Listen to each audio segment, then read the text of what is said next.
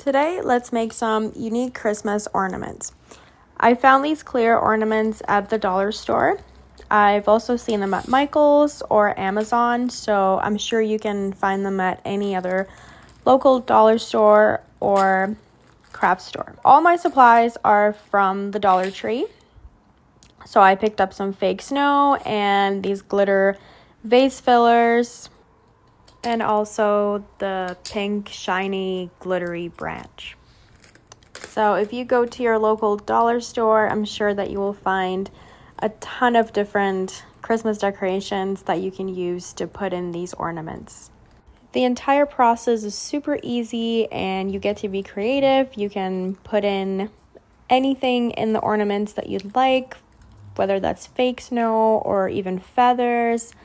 Honestly, the possibilities are limitless, but in this case, for my ornament, I'm going to fill it up with some of the fake snow.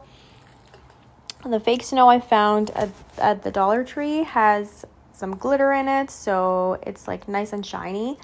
I wish I had a funnel to fill it up because it got a little messy when I was trying to transfer it with a spoon. So some of the snow ended up on the table, but that's okay because I can just use it when I'm taking pictures of the ornament and the final result at the end.